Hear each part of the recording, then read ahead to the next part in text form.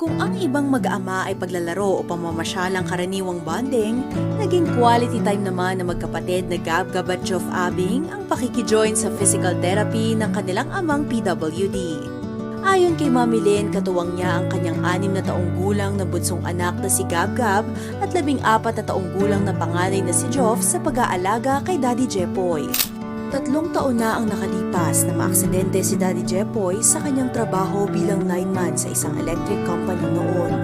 Habang nag-aayos kasi siya ng isang poste ng kuryente, bigla na lang siyang nasabugan nito. Agad namang naisugod ang ama sa ospital, ngunit nagkaroon ng second-degree burn ang kanyang mukha, leeg at mga braso. Kinabukasan, nag-cardiac arrest po si Daddy Jepoy. 3 minutes pong hindi nabigyan ng oxygen yung brain niya. Naapektuhan po talaga ng grabe yung brain niya. Kaya hanggang sa ngayon is hindi pa rin siya nakakakilos. Tapos pati yung pag-iisip niya is naapektuhan din po. Na parang nag-isip bata siya. Mula sa pagiging hands-on na tatay, tila bumalik si Daddy Jepoy sa pagiging isang sanggol. Hindi na makontrol ang buong katawan at hindi na rin makapagsalita. Dahil dito, kinailangan magtrabaho ni Mami Lynn para matulungan ang kanyang pamilya. Ang duty ko po kasi noon, pasok po ako ng 8 p.m. ng gabi, uwi po ako ng 8 a.m. ng umaga.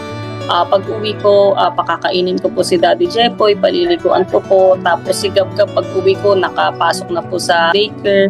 Nakikisabay lang po si Gab-Gab sa kapitbahay namin. Tapos pag pumasok po ako, ang nagbabantay na po noon yung panganay ko pong anak. Siya na po yung nagpapakain, nagpapainom ng gamot, nagpapalit po ng diaper. Sa paglipas ng panahon, unti-unting naka-adjust ng pamilya ni Daddy Jepoy. Ngayon, nakakuha na si Mami Lynn ng helper na nag-aalaga sa kanyang asawa tuwing nagtatrabaho siya. Ngunit kahit may katuwang na, kusa pa rin tumutulong sina Gab-Gab at Joff sa pag-aalaga sa kanilang ama. Bilib si Mami Lynn sa walang sawang suporta ng magkapatid para patuloy na i-cheer ang ama sa daily therapy niya. Kahit ang bulinggit na si Gab-Gab, mas pinipiling pakainin at samahan si Daddy Jepoy sa kanyang therapy sessions tuwing wala siyang klase. Medyo may kamahalan rin po talaga yung therapy. Kaya yung mga ibang ginagawa po ng PT dati, kami na lang rin po ang gumagawa. Parte na ng routine ng buong pamilya ang tulungan si Daddy Jepoy sa kanyang in-home physical therapy.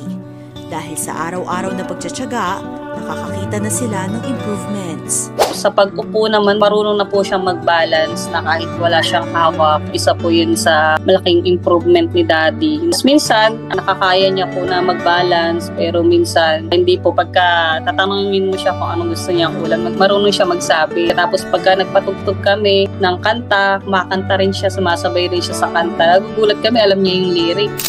Ngunit ayon kay Mami Lynn, inamin ng doktor na wala ng pag-asa si Daddy Jepoy na bumalik sa normal.